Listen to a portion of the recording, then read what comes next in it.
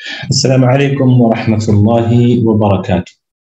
بسم الله الرحمن الرحيم، الحمد لله والصلاة والسلام على رسول الله وعلى آله وصحبه ومن والاه، وما بعد.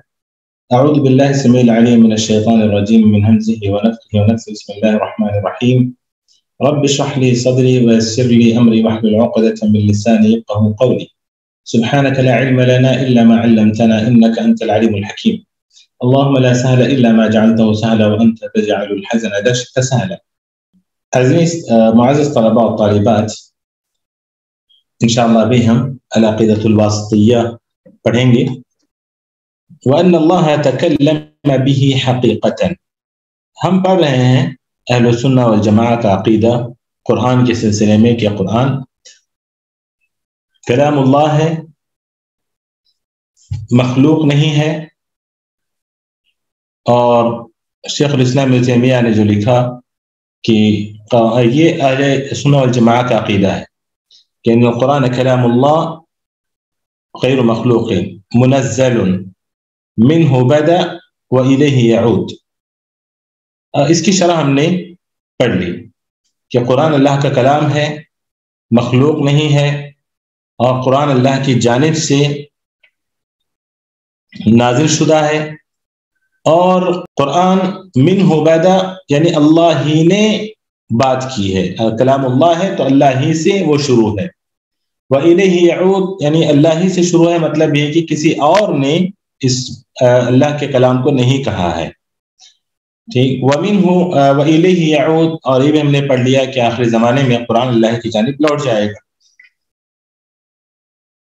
यानी इंसान यानी मसाहिफ से उठा लिया जाएगा और सीनों से भी कुरान उठा लिया जाएगा। यह हमने पढ़ लिया। उसके बाद कहते हैं शेखुल इस्लाम इब्न तैमिया रहमहुल्लाह, व अन्न अल्लाह तकल्लम बिही हक़ीक़तन, यानी अल्लाह रब्बुल आलमीन ने हकीकत में बात किया है, हकीकत में कलाम किया है।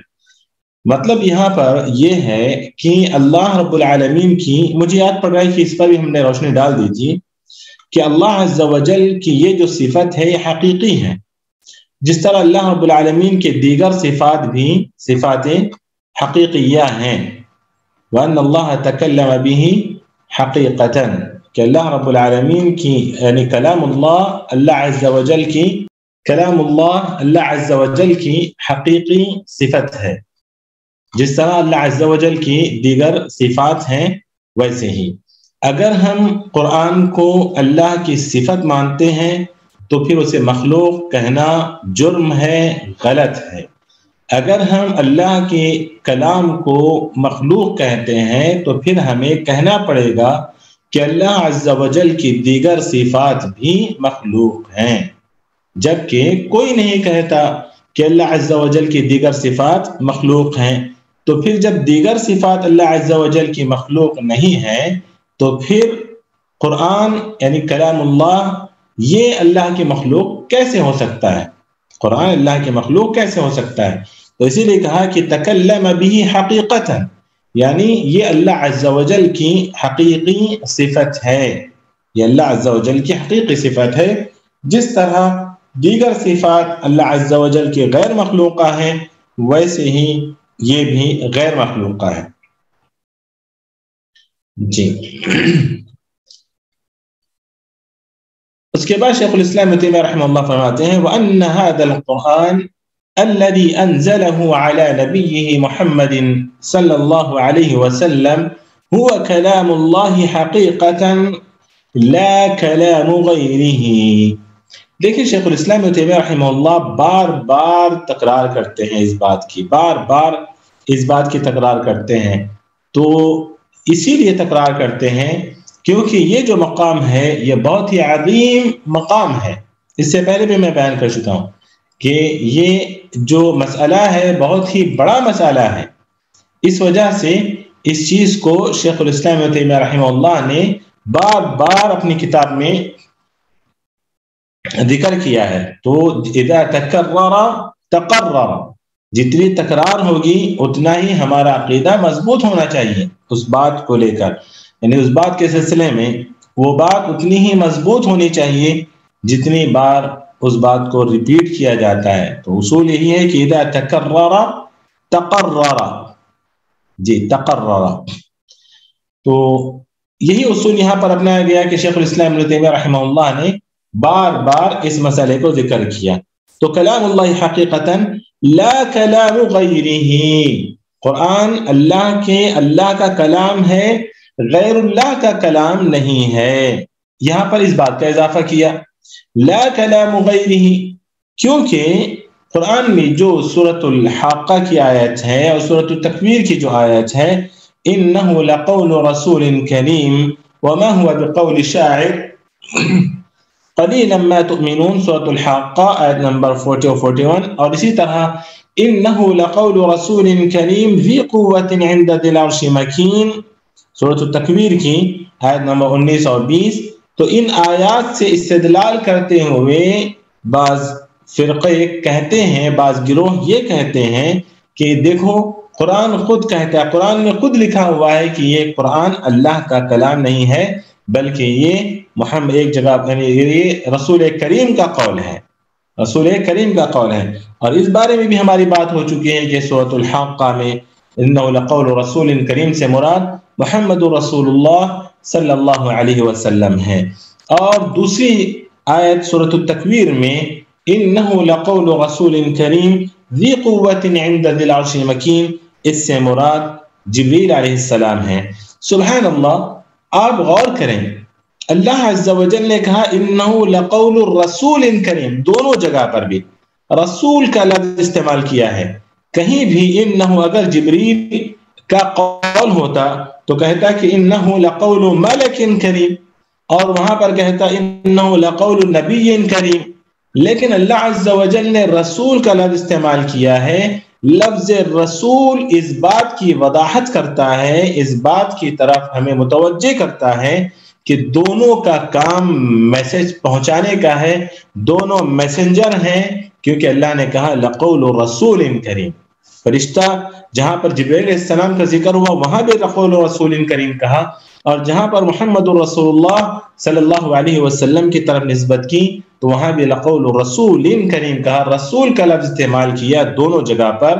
یہ لفظ رسول ہمیں بتاتا ہے کہ دونوں نے جو کام کیا ہے وہ کام صرف پہنچانے کا کام کیا ہے، پہنچانے کا کام کیا ہے. ورنہ اللہ عز و جل کہتے انہ لقول ملک کریم، یا پھر انہ لقول نبی کریم، یا لقول محمد کریم، لقول جبریل کریم، اس طرح کہتے اللہ عز و جل. لیکن اللہ رب العالمین نے کہا انہ لقول رسول کریم.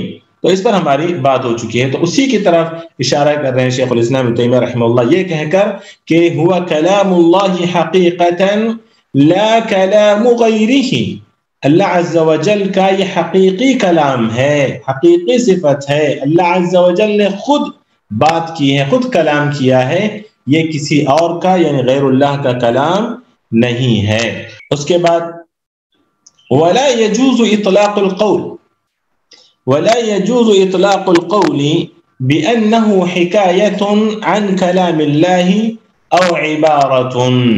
ولا يجوز اطلاق القول، دیکھیں عربی زبان میں لا يجوز اطلاق القول او لا يجوز القول، لا يجوز ان نقول یا لا يجوز ان يقول او لا يجوز ان يطلق القول، دونوں میں بڑا فرق ہے. لا يجوز القول کہیں گے مطلب یہ کہنا جائز نہیں ہے، لیکن لا يجوز اطلاق القول کا مطلب مطلق جائز نہیں ہے، اس میں زیادہ تاکید پائی جاتی ہے، مطلق طور پر جائز نہیں ہے. بہت ہی دقت کے ساتھ کام لیا ہے شیخ الاسلام ابن تیمیہ رحمہ اللہ نے، یعنی بالکل درست نہیں ہے یہ کہنا. تو اس وقت کہیں گے لا يجوز اطلاق القول، اب کہیں گے کہنا جائز نہیں ہے، کہیں گے لا يجوز ان نقول یا لا يجوز ان يقول، یہ بات کہنا جائز نہیں ہے اس کے لیے، یا ہمارے لیے بات کہنا جائز نہیں، لا يجوز ان نقول. ولیکن اگر یہ کہنا ہے کہ بالکل مطلق طور پر یہ کہنا جائز نہیں ہے، بالکل درست نہیں ہے، تو اس کے لیے کہیں گے لا يجوز اطلاق القول بأنه حكاية عن كلام الله او عبارت عنہ. یہ ایک بڑی مصیبت، یہ دو گروہ ایسے نکلے جنہوں نے قرآن کے بارے میں یہ عقیدہ پھیلایا، کہا کہ حکایت عن اللہ، ایک گروہ نے کہا، دوسرے گروہ نے کہا کہ نہیں نہیں نہیں، یہ عبارت عن کلام اللہ ہے، کسی نے کہا حکایت عن کلام اللہ اور کسی نے کہا عبارت عن کلام اللہ. یہ حکایت عن کلام اللہ اور عبارت عن کلام اللہ کہنا مطلق طور پر جائز نہیں ہے. نہ حکایت عن کلام اللہ اور نہ عبارت عن کلام اللہ. جنہوں نے کہا کہ قرآن حکایت عن کلام اللہ، سب سے پہلی بات حکایت کہتے کس کو ہیں؟ حکایت کہتے کس کو ہیں؟ حکایت کے اگر آپ لفظ میں ڈکشنری میں معنی تلاش کریں گے تو اس کے معنی آپ کو ملیں گے. حکایت کے معنی مماثلہ، یعنی روایت القول ما وقع او تخیل، یعنی کسی بات کو ذکر کرنا ویسے ہی جیسے سامنے والے نے بیان کیا ہے، یا پھر تخیل بیان کرنا، اس کا تخیل بیان کرنا، یہ حکایت ہے. تو حکایت مماثلہ کے معنی میں بالکل اسی طرح بیان کرنا. تو کسی جماعت کا، یعنی جن میں جیسے لکھا گیا ہے کہ الکلابیہ، بعض جگہوں پر لکھا ہے کلابیہ اور بعض جگہوں پر لکھا ہے کلابیہ، ایک گروہ ہے. یہ ابن کلاب کی طرف منسوب ہے، عبداللہ ابن کلاب کی طرف منسوب ہے. عبداللہ ابن کلاب القطان یہ اس شخص کی طرف منسوب ہے، اور وہ اور اس کے ماننے والے، ان کا یہ کہنا ہے کہ قرآن حکایہ ہے، قرآن حکایت عن کلام اللہ ہے. مطلب یہ ہے اس کا حکایت عن کلام اللہ، یعنی جو قرآن، جو حروف، جو الفاظ ہم کہہ رہے ہیں نا، جو الفاظ ہم کہہ رہے ہیں، ہم جو پڑھ رہے ہیں، یہ حکایت ہے. یہ اللہ رب العالمین، یہ جو قرآن کے حروف اور یہ جو ہیں، یعنی یہ اللہ رب العالمین کا کلام نہیں ہے، یہ حکایت ہے عن کلام اللہ. یعنی اللہ رب العالمین نے ہوا میں قرآن کو پیدا کر دیا. ان کا یہ کہنا ہے کہ اللہ رب العالمین نے ہوا میں قرآن کو پیدا کر دیا. اسے کہتے ہیں کہ ان کلام اللہ، یہ ابن کلاب کہتے ہیں کہ ان القرآن حکایت عن کلام اللہ، ان القرآن حکایت عن کلام اللہ. جبکہ دیکھیں، مثال کے طور پر میں علامہ اقبال رحمہ اللہ کا ایک شعر آپ کے سامنے پڑھوں. وہ زمانے میں معزز تھے مسلمان ہو کر، اور ہم خوار ہوئے تاریک قرآن ہو کر. جی، کسی بات کو بالکل ویسے ہی بیان کرنا یا پھر تخیل بیان کرنا اس کا، یہ ہے حکایت کے معنی. آپ ڈکشنری وغیرہ میں تلاش کریں گے تو یہ معنی آپ کو ملے گا. تو یہ ابن کلاب یہ کہتے ہیں کہ القرآن حکایت عن کلام اللہ. میں نے کہا کہ علامہ اقبال کا ایک شعر میں نے آپ کے سامنے پیش کیا، کہ کیا پیش کیا میں نے؟ وہ زمانے میں معزز تھے مسلمان ہو کر، اور ہم خوار ہوئے تاریک قرآن ہو کر. کیا کہیں گے آپ اس سلسلے میں کہ یہ جو میں نے کلام پڑھا ہے، یہ کلام کس کا ہے؟ علامہ اقبال. سیدھی سیدھی بات ہے، سیدھی سیدھی بات ہے. ہر کوئی یہی کہے گا کہ آپ نے پڑھا ہے، لیکن یہ کلام آپ کا نہیں ہے، اقبال کا ہے. یہ کلام علامہ اقبال کا ہے، یہ کلام آپ کا نہیں ہے. اور نہ ہی آپ نے، نہ ہی یہ کہیں گے کہ یہ حکایت ہے، یہ انہوں نے بیان کیا، بلکہ سیدھے سیدھے ہم کہتے ہیں کہ یہ اللہ کا، یہ علامہ اقبال کا کلام ہے. تو ہم جو الفاظ ادا کر رہے ہیں قرآن کے، جو حروف اور جو معانی، ہم مطلب قرآن اپنے معانی اور حروف کی شکل میں جو ہمارے پاس موجود ہے، تو ہمارا عقیدہ یہ ہے کہ یہ کلام اللہ ہے، یہ اللہ عز و جل نے خود کلام کیا ہے، اللہ عز و جل نے خود کلام کیا ہے. لیکن انہوں نے کہا، کون؟ ابن کلاب، کہ بِأَنَّ الْقُرْآنَ حِكَایَةٌ عَنْ كَلَامِ اللَّهِ، یہ یا تو اللہ کے کلام کا ایک خیال ہے، تخیل ہے، یا پھر اللہ عز و جل کے کلام کی مماثلت ہے، لیکن اللہ کا کلام نہیں ہے اور یہ مخلوق ہے. شیخ یعنی ان کا کہنے کا مطلب یہ ہے کہ نبی اکرم صلی اللہ علیہ وسلم اور جبرائیل علیہ السلام نے اللہ کی بات کو ایز اٹ از نہیں بلکہ اپنے الفاظ میں بیان کیا ہے؟ نہیں، ان کا ہاں بالکل ان کا یہ کہنا ہے کہ اللہ کا کلام انہوں نے ہم تک نہیں پہنچایا، اللہ کا کلام نہیں ہے بلکہ اللہ کے کلام جیسا مماثلت، دو باتیں۔ اچھا، وہ جو آپ کہہ رہی ہیں نا وہ اشاعرہ کہتے ہیں عبارۃ عن کلام اللہ، کہ اللہ کا کلام نہیں پہنچا ہے ہم تک بلکہ اس کا ایک مفہوم پہنچا ہے، وہ دوسری بات ہے جو امام آپ کہہ رہی ہیں، وہ ہے عبارۃ، کلام کا مفہوم، کلام کا مفہوم انہوں نے بیان کر دیا ہے، یہ اللہ رب العالمین کا کلام نہیں ہے۔ تو اسی لیے شیخ الاسلام ابن تیمیہ رحمہ اللہ نے کہا کہ لا يجوز اطلاق القول، مطلق طور پر یہ کہنا کہ قرآن اللہ کے کلام، اللہ کا کلام نہیں ہے بلکہ اللہ کے کلام کا مماثل ہے، اس کے مشابہ کوئی چیز ہے، کوئی کلام ہے، یا پھر قرآن کو اللہ کے کلام کا ایک مفہوم کہنا، یہ بھی غلط ہے۔ تو دونوں اس بات پر متفق ہیں، اشاعرہ بھی اور کلابیہ بھی، دونوں اس بات پر متفق ہیں کہ مصحف کے اندر جو قرآن موجود ہے وہ اللہ کا کلام نہیں ہے، وہ یا تو حکایت ہے یا پھر وہ عبارت ہے، یا تو حکایت ہے عبارت ہے۔ اب کیا ان دونوں کے درمیان کوئی فرق ہے کہ حکایہ اور عبارہ کے درمیان کیا کوئی فرق ہے؟ اس سلسلے میں سوال کیا گیا کہ هل هناك فرق بين القول الكلابية والأشاعرة أن القرآن حكاية عبارة عن كلام الله، کہ کلابیہ کہتے ہیں قرآن کے بارے میں کہ وہ اللہ کے کلام کی حکایت ہے، یعنی اس کے مشابہ ایک چیز ہے، اور اشاعرہ کہتے ہیں کہ نہیں، وہ حکایت نہیں ہے بلکہ مفہوم ہے۔ تو کوئی فرق ہے؟ تو شیخ عبدالرزاق عفیفی رحمہ اللہ سے جب پوچھا گیا تو انہوں نے کہا کہ عندی ان العبارہ والحکایہ شیء واحد، کہتے ہیں کہ عبارہ اور حکایہ میرے پاس دونوں ایک ہی چیز ہے، اگر کوئی فرق کہتے ہیں تو پھر وہ فرق ظاہر کرے۔ مطلب یہ ہے، یہ اس بات کو مانتے ہیں کہ فرق ہو سکتا ہے لیکن فی الحال میرے پاس تو کوئی فرق ان کا نظر نہیں آ رہا ہے۔ یا پھر یہ بھی ان کا مطلب ہو سکتا ہے کہ دونوں کا مقصد ایک ہی ہے، وہ یہ کہ اللہ کے قرآن کو اللہ کے کلام، قرآن کو کلام اللہ سے نفی کرنا، قرآن کے متعلق یہ کہنا ہے کہ وہ اللہ کا کلام نہیں، دونوں کا مقصد ایک ہے، اس لیے کہتے ہیں کہ دونوں میں کوئی فرق نہیں ہے۔ جبکہ شیخ الاسلام ابن تیمیہ رحمہ اللہ ایسے جب پوچھا گیا تو انہوں نے کہا کہ الحکایہ المماثلہ، یعنی کأن هذا المعنى الذي هو الكلام عندهم حكي بمرآة، كما جس طرح کہہ رہے ہیں کہ یہ ان کے پاس جو لوگ حکایہ کہتے ہیں گویا کہ ان کے پاس قرآن ویسا ہی کلام ہے جیسے آپ کسی کھلی جگہ میں یا پھر اکھو جو سنتے ہیں آپ، مطلب میں نے کچھ بولا، آؤ آؤ آؤ آؤ، جاؤ جاؤ جاؤ جاؤ، یہ جو اکھو سنتے ہیں آپ، سمجھ رہے بات میری؟ اکھو جو ہوتا ہے بات، مطلب میں نے یہاں سے کچھ بولا اور وہ تکرار ہو کر وہ لفظ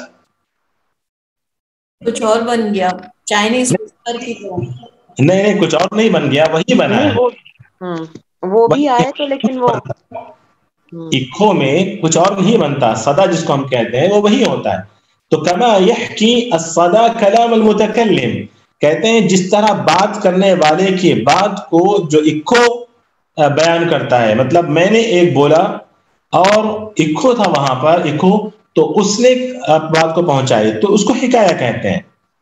تو ابن کے اندر بات تو اسی کی رہتی ہے نا جس نے بولی ہو، ایکو جو ہے تو اسی انسان کی آواز ہی کی ڈپلیکیٹ ہے نا، تو وہ یعنی پھر یہاں پر حکایہ ڈپلیکیٹ لفظ آپ نے استعمال کیا، ڈپلیکیٹ اصلی تو نہیں ہے، وہی کہتے ہیں کہ وہ اللہ کے کلام کی حکایت ہے، نہیں اس کے مماثل ہے، وہ اللہ کا کلام نہیں ہے۔ اور وہ یہ یعنی کس طرح وہ یہ بات ثابت کرتے ہیں کہ وہ اللہ کے کلام کی حکایت؟ ڈپلیکیٹ سے مراد تو یعنی ہم فوٹو کاپی کے اگر اس میں لیں کہ اگر ہم ایک پیپر رکھتے ہیں اسی کی فوٹو کاپی نکلتی ہے نا۔ حکایہ کے معنی دو باتیں میں نے بیان کی، ایک تو یعنی کسی بات کو بالکل ویسے ہی بیان کرنا. تو اب یہاں پر دیکھیں تو یہ کیا کرتے ہیں, کہتے ہیں کہ یہ اللہ کا کلام نہیں ہے, یہ اس کے مماثل ایک چیز ہم کو ملی ہے. اللہ کا کلام ہم کو نہیں ملا ہے. جس طرح ابھی جو اب میں نے علامہ اقبال کا شعر پڑھا تو کلابیہ کہتے ہیں کہ یہ علامہ اقبال کا شعر نہیں ہے, یہ کلام علامہ اقبال کا نہیں ہے, یہ کلام علامہ اقبال کا نہیں ہے. اس کے مماثل تم نے ایک چیز پڑھی ہے, اس کے مشابہ تم نے ایک چیز پڑھی ہے, یا پھر دوسرے معنی میں یہ ہے کہ تم نے ایک تخیل بیان کیا ہے. تو ابن عثیمین رحمہ اللہ کہتے ہیں کہ حکایت اور عبارت میں فرق ہے. حکایت میں یہ ہے کہ مماثلہ کا معنی پایا جاتا ہے, اور جبکہ عبارت میں یہ ہے کہ بات کرنے والا, مثال کے طور پر ہم شیخ الاسلام ہم علامہ اقبال کے شعر کو اپنے انداز سے اگر ہم بیان کریں تو ہم کہیں گے کہ اس کا مفہوم بیان کر رہے ہیں, یعنی ان المتکلم عبر عن کلامہ النفسی بحروف واصوات خلقت. تو کہتے ہیں کہ اللہ رب العالمین عبارت اگر ہم عبارت کہیں گے تو اس کا مطلب یہ ہے کہ اللہ عز و جل یعنی قرآن یہ اللہ کے کلام کا مفہوم ہے. قرآن کہتے ہیں اللہ کے کلام کا مفہوم ہے, اور جس کو ان حروف اور آوازوں سے پڑھا گیا ہے, ادا کیا گیا ہے, جس کو اللہ تعالیٰ نے پیدا کیا. ان حروف اور ان آوازوں کے ذریعے اس کو پڑھا گیا ہے جن کو اللہ عز و جل نے پیدا کیا. تو انہیں یہ کہتے ہیں کہ جو محمد رسول اللہ صلی اللہ علیہ وسلم نے بیان کیا یا جبرائیل علیہ السلام نے, اور انہی لوگوں کا وہ استدلال ہے انہ لقول رسول کریم, انہ لقول رسول کریم. یہی لوگ کہتے ہیں کہ قرآن اللہ کا کلام نہیں ہے بلکہ محمد رسول اللہ اور جبرائیل علیہ السلام نے صلی اللہ علیہ وسلم اور جبرائیل علیہ السلام نے اس کو بیان کیا ہے. حد یہ کر دیتے ہیں یہ لوگ, ان کی حدیں اپنی حدوں میں اس قدر پار ہو جاتے ہیں لوگ, اللہ اکبر, کہ قرآن کو اپنے پیروں تلے روندنے میں بھی ذرا برابر جھجک محسوس نہیں کرتے. آپ سوچ سکتے ہیں یہ بات, یہ کہہ کر کہ قرآن یہ اللہ کا کلام نہیں ہے, یہ اس کا مفہوم ہے. اللہ رب العالمین نے ہوا میں اس کو پیدا کیا, کہتے ہیں کہ ہوا میں قرآن کو پیدا کر دیا. بعد میں محمد رسول اللہ صلی اللہ علیہ وسلم محفوظ میں اس کو پیدا کیا ہے قرآن کو. اب بعد میں محمد رسول اللہ نے اپنے الفاظ میں یا اپنے مفہوم میں یا اس کلام کو اپنے الفاظ اور اپنے حروف میں اس کو بیان کیا ہے, محمد رسول اللہ صلی اللہ علیہ وسلم اور جبرائیل علیہ السلام نے. یعنی وہ اپنے پیروں کے نیچے بھی اس کو رونگ دیتے ہیں. توبہ. بالکل. شیخ جو اس میں اللہ کا نام ہے اولئک علی ھدی, دیکھو یہ اسی لیے علماء لکھتے ہیں کہ ان کے اسلاف نے کم سے کم یعنی قرآن کو یعنی اللہ کے کلام کو تو مانا, مطلب قرآن نے اللہ کا کلام ہوتا ہے اس چیز کا تو انہوں نے اعتراف کیا, لیکن قرآن کے بارے میں یہ کہا کہ کسی نے کہا وہ حکایت ہے, کسی نے کہا وہ عبارت ہے, اتنا بول کر وہ چلے گئے. لیکن بعد میں آنے والے اس مسلک میں, اپنے اس مسئلے میں, اپنے اس مذہب میں اتنا تشدد اختیار کر گئے, علماء نے لکھا ہے کہ فصار هؤلاء يمتهنون المصحف حتى يدوسوا بأرجلهم, کہ بعد والے آ کر انہوں نے اتنی اہانت شروع کر دی مصاحف کی کہ اپنے پیروں تلے اس کو رون دیتے, بلکہ اللہ عز و جل کے اسماء کو بھی وہ گندگی سے لکھتے تھے کہ یہ کہنے کے لیے, ثابت کرنے کے لیے کہ اللہ کا کلام نہیں ہے. حتیٰ کہ اللہ عز و جل کے ناموں کو بھی, اس کی آیتوں کو بھی وہ گندگی سے لکھتے, بس یہ ثابت کرنے کے لیے کہ اللہ کا کلام نہیں ہے.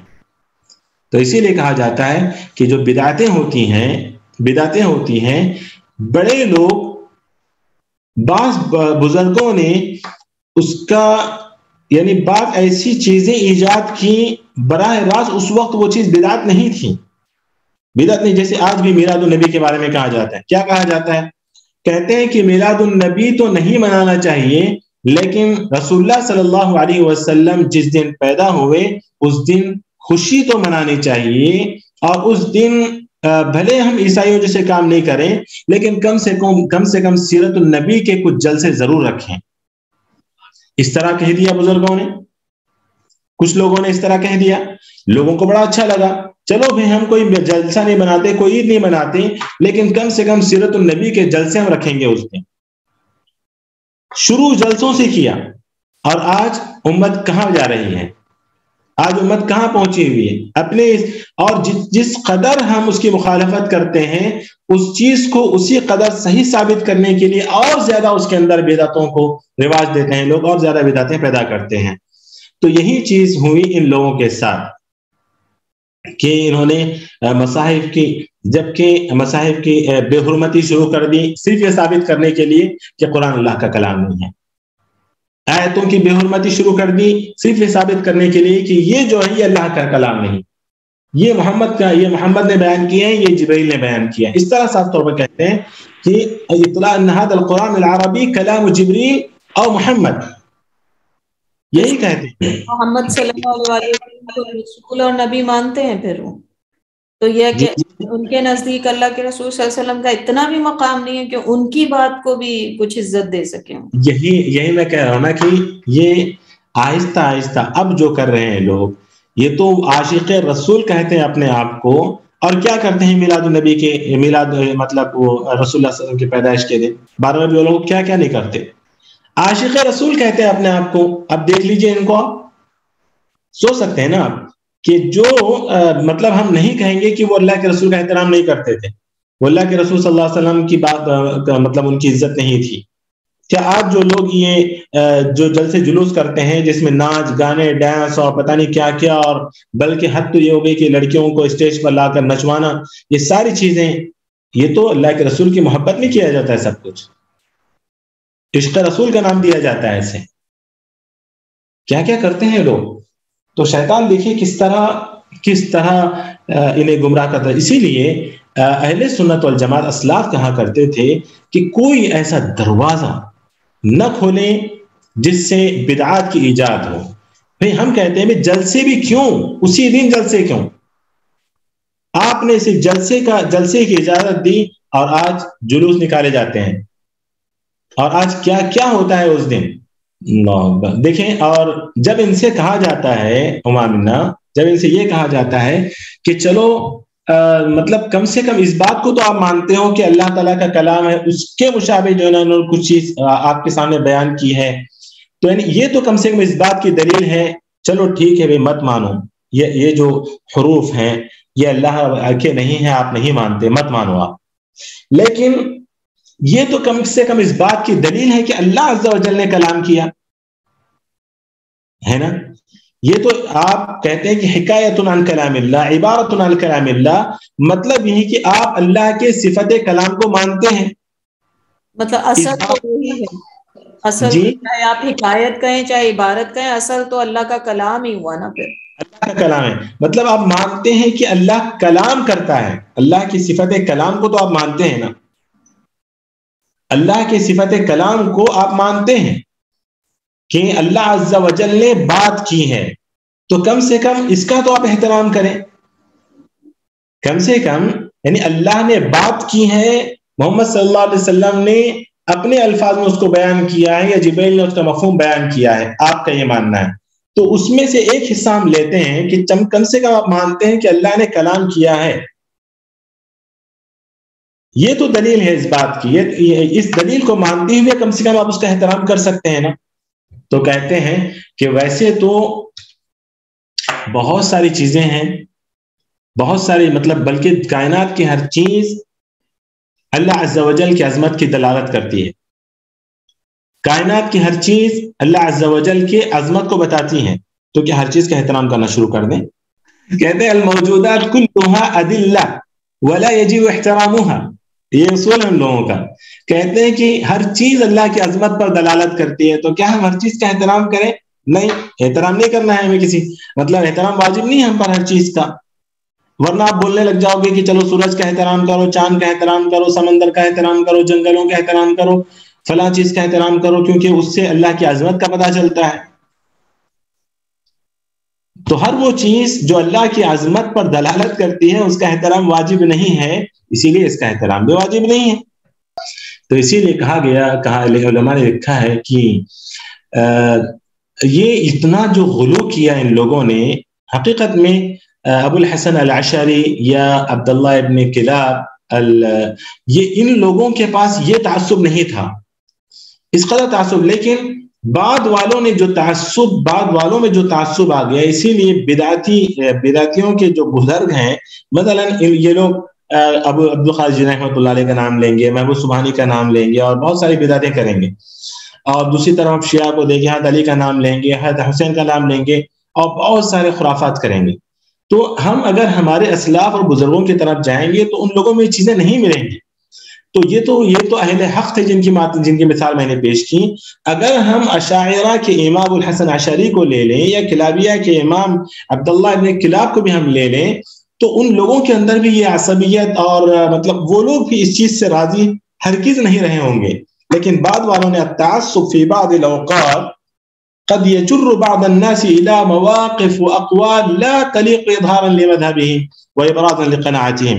کہتے ہیں علماء کی بعض مرتبہ تعصب اس قدر وہ خطرناک اسٹیج پر پہنچتا ہے کہ انسانوں کو ایسی باتیں کرنے پر یا ایسے کام کرنے پر مجبور کر دیتا ہے جس کا تعلق ان کے خود اپنے مذہب سے نہیں ہوتا، لیکن اپنی بات کو ثابت کرنے کے لیے پھر وہ سب کچھ کریں گے.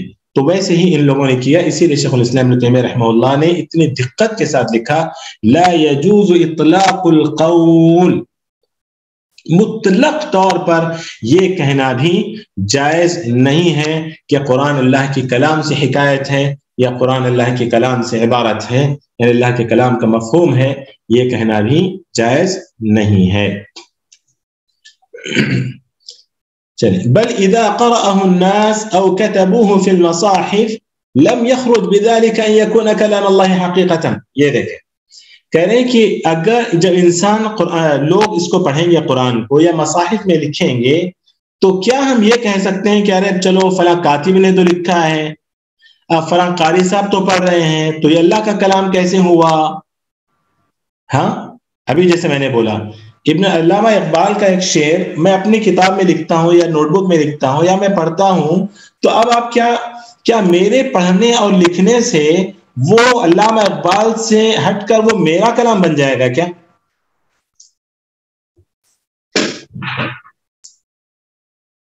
نہیں، ہرگز نہیں.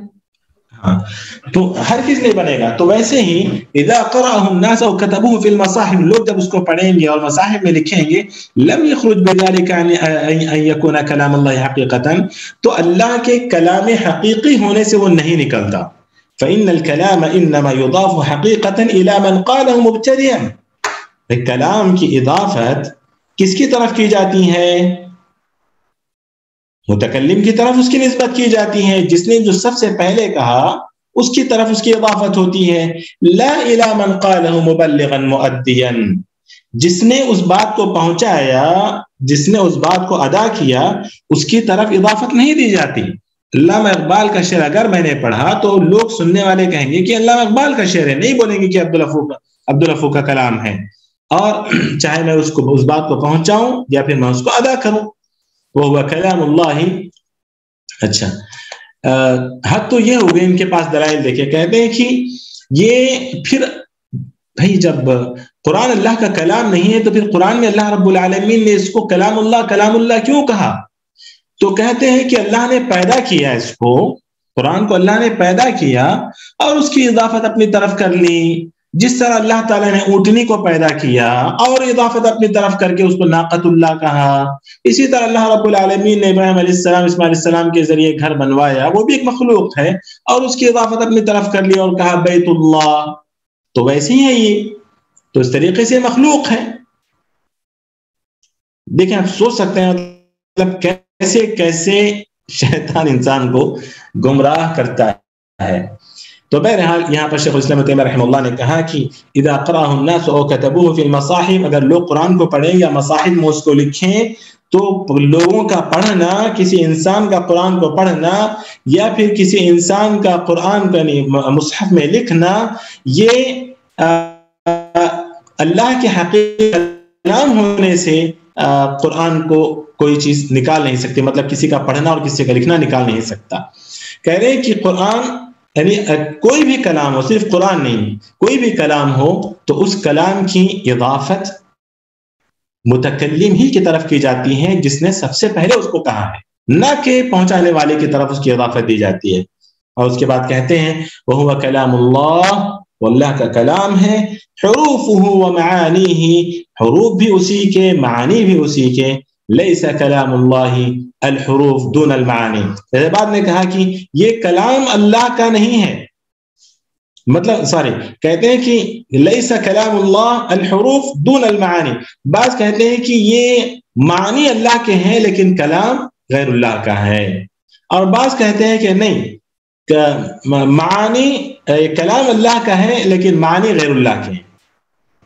تو دونوں بھی غلط ہیں، دونوں بھی غلط ہے. کلام بھی اللہ کا ہے حروف اور اس کے معنی کے ساتھ، کیونکہ کلام بغیر حروف کے نہیں ہو سکتا، بغیر حروف کے اور بغیر معنی کے نہیں ہو سکتا. حروف ہیں تو معنی ہے، معنی ہے تو حروف ہے، اور اللہ رب العالمین کا جو کلام ہے اس کے حروف اور اس کے معنی کے ساتھ وہ اللہ کا کلام ہے، نہ کہ مخلوق ہے. شیخ صاحب میں سوچ رہی تھی کہ پھر ان کا حدیث کے بارے میں کیا خیال ہوگا، کیونکہ ہم تو یہ کہتے ہیں حدیث بھی وحی ہے لیکن وہ الفاظ رسول اللہ صلی اللہ علیہ وسلم کے اپنے ہیں، معنی یا تھیم جو ہے وہ رسول اللہ تعالیٰ کی طرف سے ہے. تو یہ میں ساری ڈسکشن سن رہی ہوں تو بس مجھے یہی ہو رہا ہے کہ حدیث کے بارے میں پھر وہ کیا سوچتے ہوں. دیکھیں، جب قرآن کے بارے میں ان کا یہ کہنا ہے، قرآن ہی کو وہ اللہ کا کلام نہیں مانتے تو پھر حدیث کو کیوں مانیں گے وہ اللہ کا کلام؟